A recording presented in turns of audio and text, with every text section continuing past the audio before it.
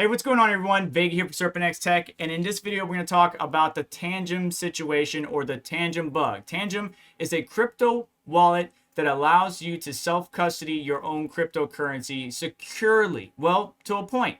Until recently, a bug was identified that if you wound up creating your wallet and then within 7 days of that initial setup, hit that contact support button on the app, that sent a log to support with your private key, thus compromising your wallet. It may not be compromised and somebody malicious has control of it right now, but let's say if Tangem has that log still and they get compromised in the future and then gets data dumped on the dark net, obviously your wallet or your funds can be taken if the person has your private key. They didn't compromise the seed phrase, it's the private key instead. Additionally, if you imported a seed phrase from an external source into your Tangem wallet, you were also impacted. But if you did the seedless wallet option, you're not impacted, right? If you created a seedless wallet, you're not impacted.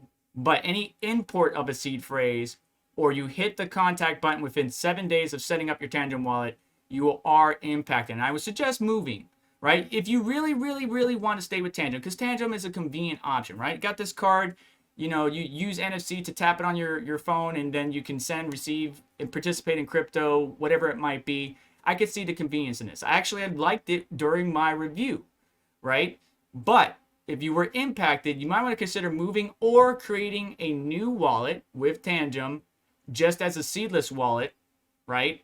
I wouldn't do it on the same phone that you already have a compromised key on, just my opinion. Or moving to another option. There's plenty of other options out there. And I even have some good guides and videos out there if you are interested. I like SafePal. I like OneKey. And of course, the people hate Ledger, but I kind of like Ledger to a certain extent for certain things, right? So it's good to have multiple wallets, but then some people don't want that. And when situations like this, the situation with Tangem occurs, what this does is this pushes people away from self-custody and into the hands of centralized exchanges. And while centralized exchanges, again, for convenience, might be a good option, it can also be a horrible option if that centralized exchange, like an FTX, collapses or the company gets regulated into the ground. Now they need to leave whatever country you're in.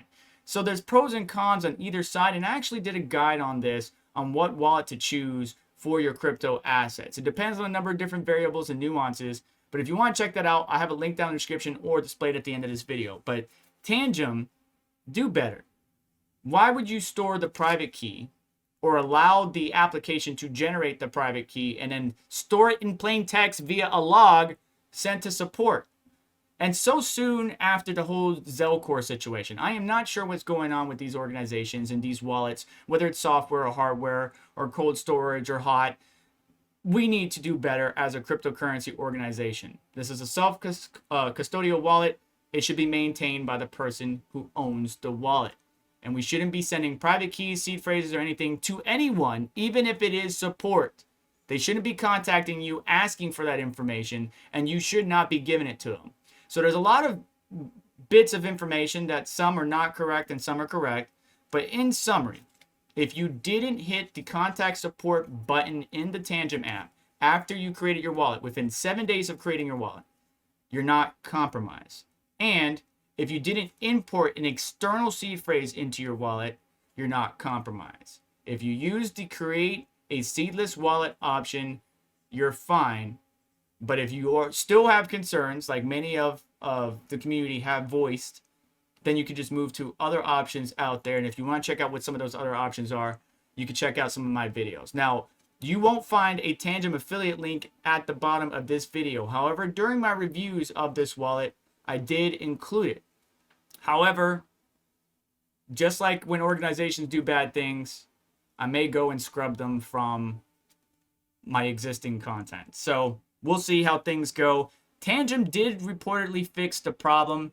But again, this kind of gave a bad taste or put a bad taste in everybody's mouth. So whether or not you use Tangem is up to you. I leave that up to you. I would support you either way. Just be careful, be mindful, and understand that nobody's perfect. No organization is perfect. And there's usually exploits for most everything. How those companies react is the determination of the actions you should take. If they're slow to react and some people are running really scammy things, then you probably shouldn't deal with them. But if the company, sees that there's a problem, the community voice their concerns, and they jump into action, then maybe that's a company you want to stick with. Just again, consider creating a new wallet, maybe on a new device, unless you scrubbed everything from the old Tangem app, and do the seedless wallet option.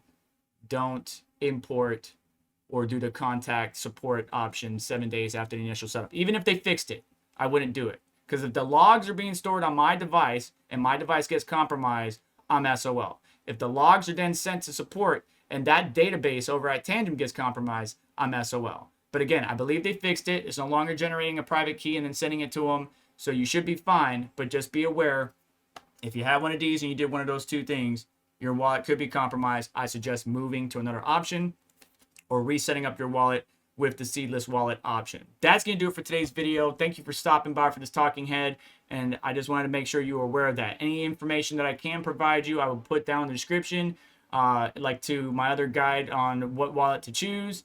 And do me a favor on the way out. Hit that like button, get subscribed, hit the notification button to stay up to date. So let's check out additional links in the description to help support the channel and what we do here. You just have yourself a wonderful day.